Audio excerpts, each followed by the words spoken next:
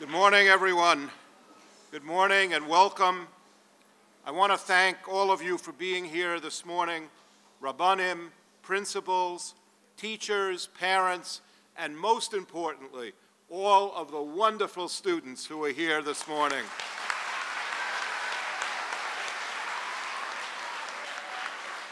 And a special thank you to our hosts, Magen, David, Yeshiva, and I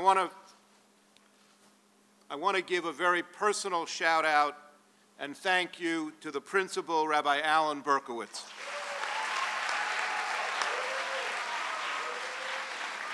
Before we begin, let me acknowledge the presence here this morning of the Lieutenant Governor of the State of New York, Kathy Hochul, New York City Council member Kalman Yeager, and all of our community partners who have joined with us here today. Welcome.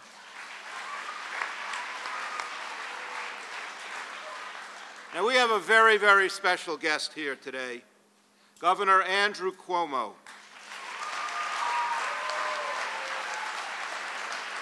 A great, great friend of our community and a champion of the Jewish people.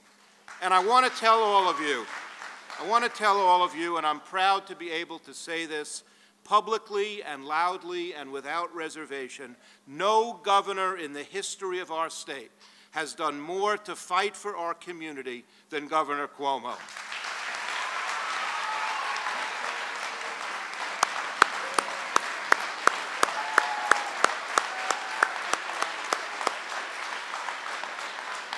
When our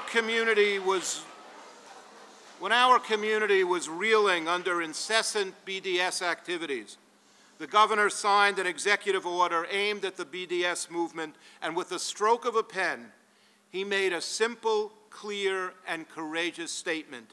If you boycott Israel, New York will not do business with you.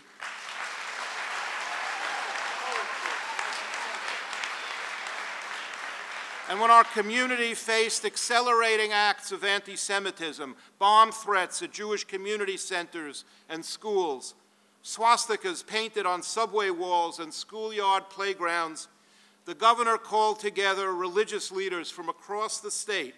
I was there at that meeting, and he gave them a simple, clear, and courageous message. Hate crimes will not be tolerated in New York State. Anti-Semitism will not be tolerated in New York State. And I want to tell you all something, because when the governor says that something is not going to happen, it's not just words. Last year, at the governor's urging and as a result of his leadership, New York State allocated $25 million to be used for school security for non-public schools and other nonprofit institutions and community centers. And we all know from recent tragic events how important school security is. And last year, the governor led the fight for New York State to become the first state in the history of our country to fund science, math, and technology education in every school in the state, including our yeshivot, so that every student, whether they were in public school or private school or parochial school, every student would have access to a quality education and be able to join a tech-savvy, well-educated workforce.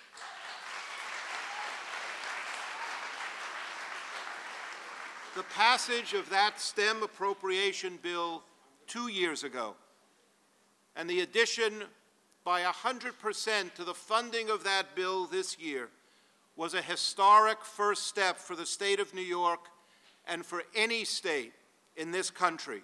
And the governor led the way as New York made history, and that took enormous courage.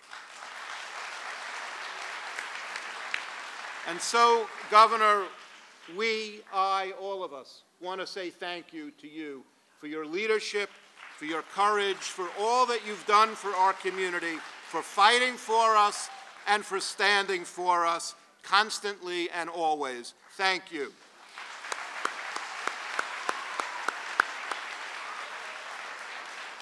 And now it's my great pleasure to welcome another inspiring voice for safety and security for our schools and institutions, the co-founder of the Jewish Children's Museum, Mrs. Devorah Halberstam.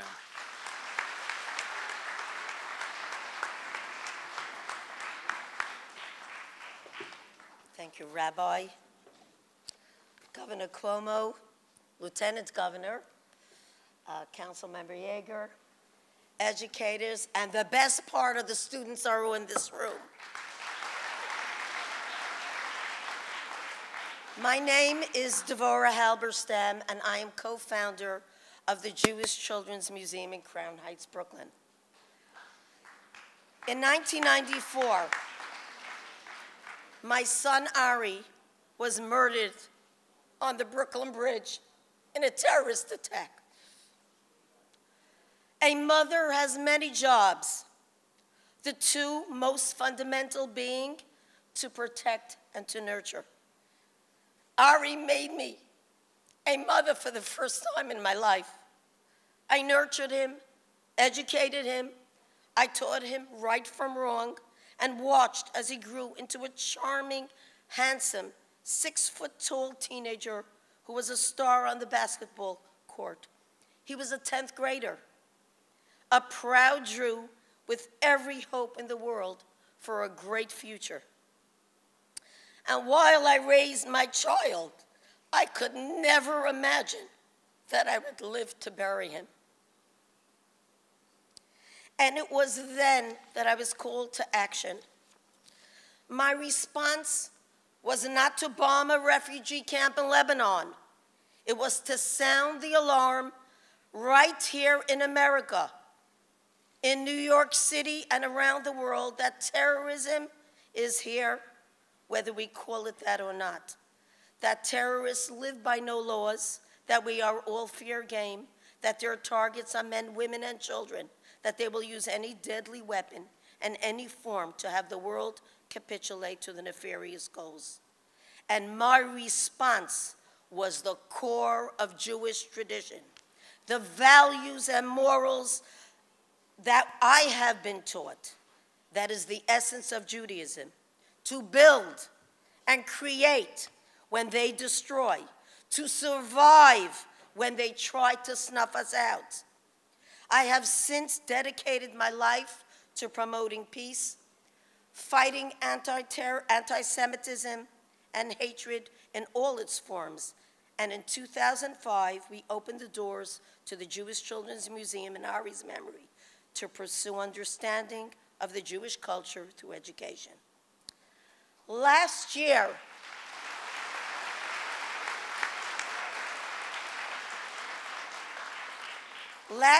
unfortunately, the Jewish Children's Museum received a bomb threat that shook me to the core and my community. That phone call was the PTSD in me that woke up and I sprang into action. And although the threat was unfounded ultimately, it still was a threat. And that day was very, very painful and a stark reminder that hatred is out there. Now, our sages have taught us that we must give thanks. And now I have to turn to my governor. And I don't want to read from a paper when I say this. I could remember that day a year ago, almost to the T, when I called the governor. And this is a governor who is the king. He is over 20 million people in the state of New York, my dear friends. Not just one, not just my community, many communities with all kinds of needs. And within 45 minutes, he was there. He showed up.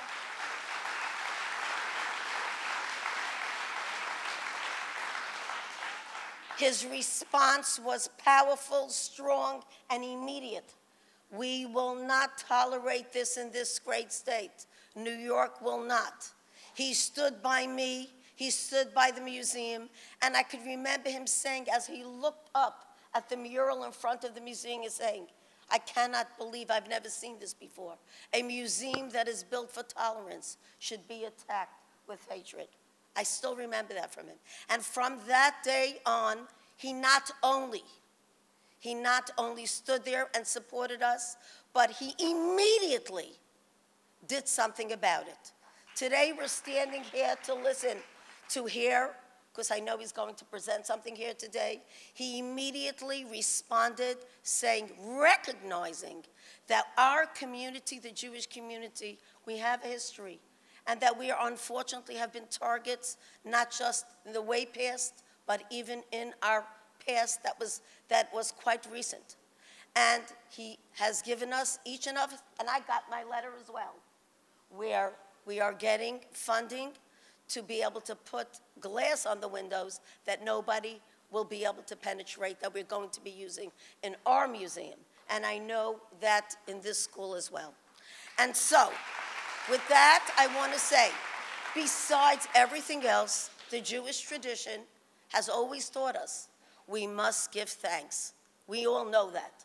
So I'm here to say Yasher Koyach. That means thank you very much. You should learn that word. But Yasher Koyach means thank you. And every language, it means the same thing. But I want to thank you on behalf of the Jewish Children's Museum, on behalf of the memory of my son, Harry, on behalf of the 1.5 million children that we have served so far in the museum, on behalf of all the 10th graders and kids in this room, and all the Jewish community for everything that you have done for us and continue to do for us, Governor. I don't do this for everybody, but I support you completely, and you can call me if you need me for anything. Okay, I just want you to know that. And I want to just finish by saying this. This week is the anniversary of the Grand Rebbe of Lubavitch. His yard site is this week on Saturday. His mandate was education, which is what is carved out in the front of my museum. Teach the children when they're young so that when they grow old, you know that line, it will not leave them. So I pass the torch on to you guys and gals in this room, because you are indeed our future, and you are everything. And I hope that you all will be inspired, and Ari's voice should not be silent, but I hear it in the echo of all the kids in this room. A mother's work is never done, and so I will continue to stay on track for the sake of our children, of the world, and the future of America and New York City, and the preservation of civilization.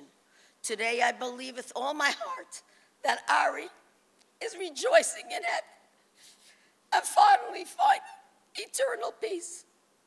God has a plan, and God is on our side. And God bless you, and God bless the governor of the New York State. And with that, I want to introduce, it is my pleasure to introduce the 56th governor of the state of New York, Andrew Cuomo. Please come up. Beautiful. Beautiful. Beautiful. Thank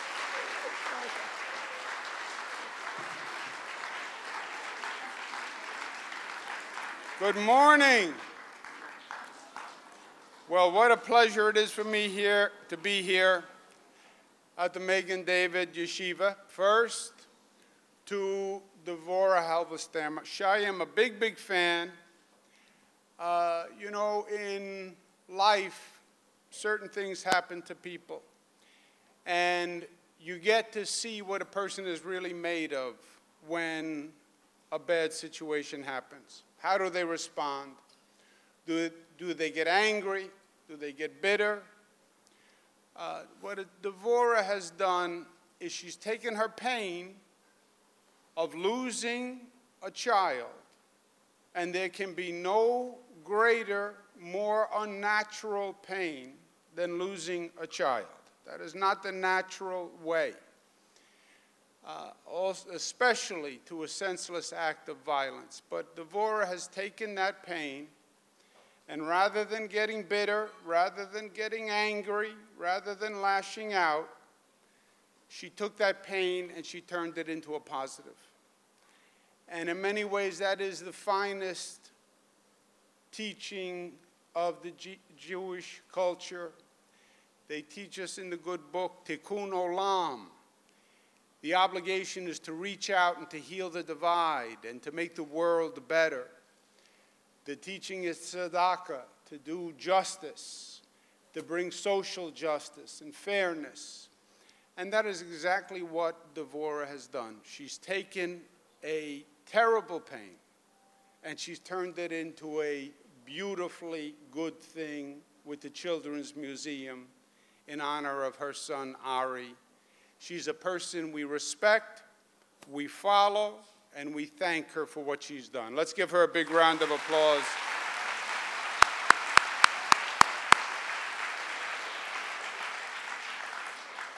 Alan Fagan and the Orthodox Union, we do a lot of work together. In Italian, we would call Alan a mensch.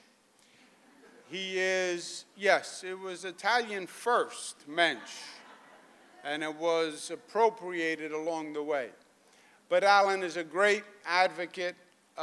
He's a brilliant man. He's always fighting for the Jewish people, and he's always winning. Let's give Alan Fagan a big round of applause.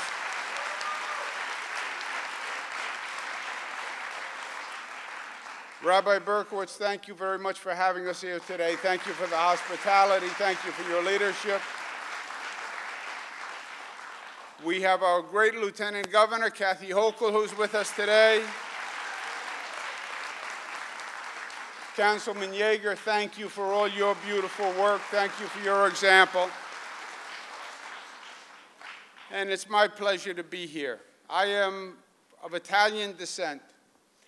And when I was your age, the students who are here, which was many, many years ago, as you can tell by the wrinkles on my face. But my grandfather was an Italian immigrant.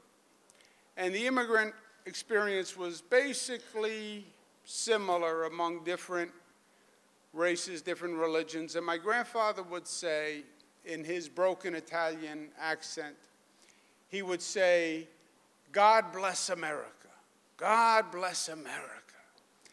And he would say it with such sincerity and such passion.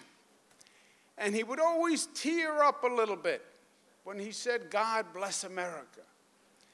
And I didn't appreciate it when I was your age. As I got older, and the older I get, the more I understand what he meant by God bless America. Because America was a unique concept. America was a country founded like no other country on the globe. America said, we don't care what your race, what your religion, we don't care what your wealth is. We have a new premise that we can create a country from people of different religions and different races who are all invited to one country. And the unification will be that we all accept the same ideal. And the ideal is a country that says two rules: opportunity for all, doesn't matter your race, doesn't matter your religion, doesn't matter your wealth, opportunity for all. We should all coexist and do well individually and do well collectively. And the second rule was discrimination against none. Because if you're going to have a country that is premised on differences, then you have to respect those differences.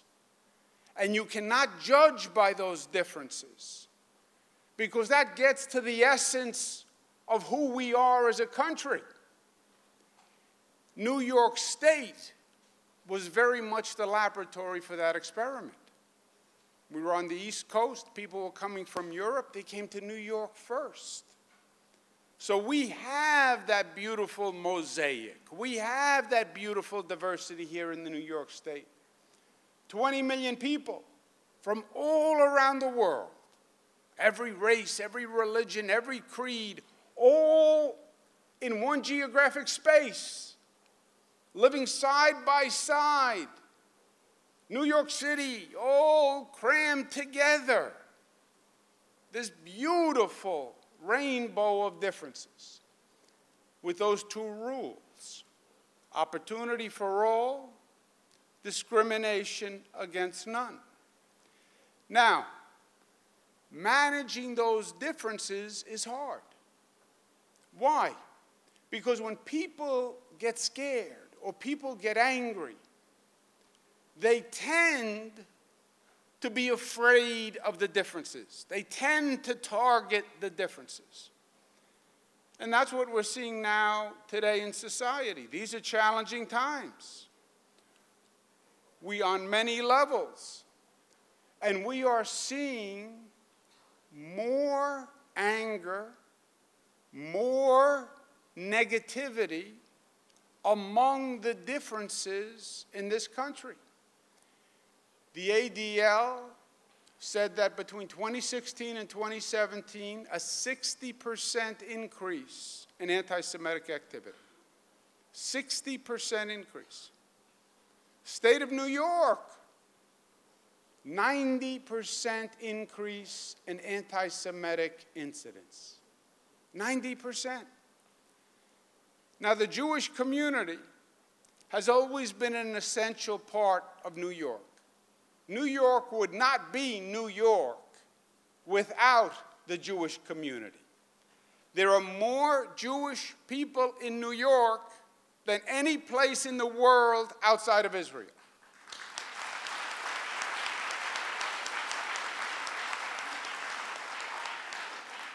And it goes back to the founding of New York. Emma Lazarus, the great poem on the Statue of Liberty, was written by a Jewish woman. That's how far back our history goes. It is inextricably linked. Our culture as New Yorkers is influenced heavily by the Jewish culture. We grew up together. We went to school together. That friendship, those bonds, make us who we are. I have 3 sisters. 2 of my 3 sisters married men of the Jewish faith. The 3rd one married a person whose people were from Ireland. None of them married an Italian man, which has raised significant questions in my household. Why wouldn't you marry an Italian? I blame it all on my brother. But that is how close we are. Those are the connections that we have. Why are the times so challenging? Well, you have a number of different things coming together. Devorah's point about terrorism is very real. We see international tensions. Israel is our ally in the Middle East, and we're proud to stand shoulder to shoulder with Israel.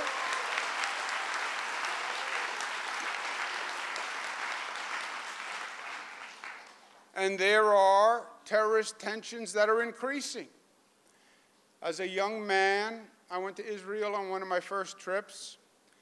My father, God rest his soul, said, when you go, I want you to sit with Shimon Peres. We lost Shimon Peres a couple of years ago, but one of the great men on the globe, literally, on the globe. And I sat with Shimon Peres as a young man, and we were talking about terrorism and how Israel dealt with the constant threat of terrorism, almost on a daily, weekly basis. And he said to me something I'll never forget, which turned out to be profound. He said, the terrorists come for us now because they can get to us, because they surround us, and they can reach us. But one day they will come for you in America when they figure out how to cross the ocean. They will come for you because the enemy is democracy. It's not Israel. And it is Israel today, and it is America because of your belief in democracy. And when they figure out how to cross the ocean, America is going to have the same problem. That was 40 years ago. That was before 9/11. That was before everything. And now they have figured out how to cross the ocean. The internet created a bridge for them to communicate their hate and their anger. And now we, in many ways, live with it with increasing frequency. Ari was a victim of it. That is a challenge that we have going on. In this country, we have challenges. We have people who are angry. They're angry about the economy. They're angry about their jobs. They're angry about their insecurity. And the easiest thing to do is to blame other people. Blame the differences. Blame the immigrants. Blame the people of different religions. And that's why you see the increase in anti-Semitism. You also see a big increase in white supremacist groups. You even see a big increase in Ku Klux Klan activity, the KKK, which I thought was something of the past. But that is increasing. And then you also see an increase in school violence overall. You have shootings in schools. Who ever heard of this? Not when we were growing up, it never happened. It was unheard of. We're 23 weeks into the new year. You know how many school violence episodes there have been? 23. How frightening is that? So you put these things together, increasing terrorism, more domestic tension, demonizing differences, demonizing our diversity, more violence in society. And that's what we're dealing with. Bomb threats to the Children's Museum, bomb threats to JCCs all across the state. And Alan is right. What is government's role?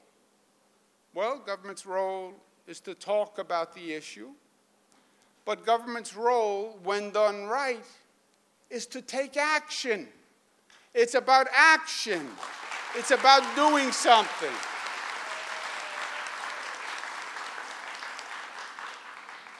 I mentioned my grandfather. I was named for him. He was my father's father. The Italian tradition is you name for a living person. He was Andrea. My name is Andrew.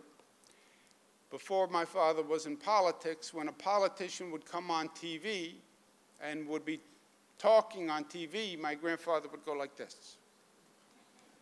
And I said to him, Grandpa, what is that? I thought it was like a puppet. He said, oh, all these politicians, all they do is talk, talk, talk, talk, talk. No action. We need action. I took that lesson to heart. My government is not a government of talk. My government is a government of action. You're here to make a difference. You're here to make a change.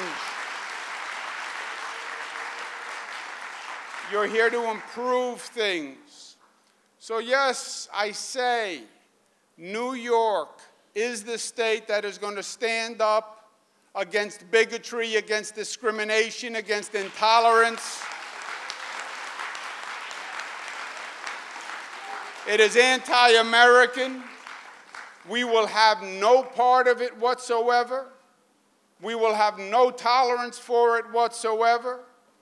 But we're not just going to talk about it, we are going to act. We have put together a special unit in the police to investigate any hate crime that happens in the state of New York. We are going to find out who did it. From the smallest incident, where a swastika is painted somewhere, we want to know why and who and how, and we're going to punish the person who did it. There is zero tolerance for this activity. But also, we want to make sure that our schools are safe and that our schools are sanctuaries. And every student, when they come to school, they should know they are in a safe place. When a parent drops off a child, when a parent drops off a child to school, they should know my child is in a safe place.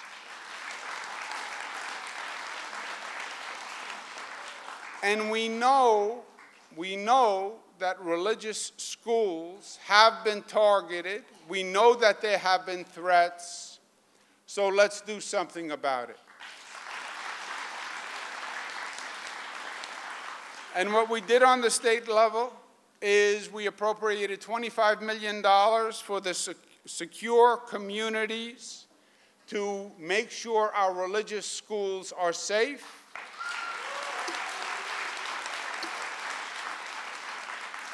And today we are proud to announce that we're going to award $5 million to 80 facilities in Brooklyn to put in additional security equipment and cameras and hardening of the facility, so you know when you go to school, you are in a safe place, you're here to learn, and you are protected.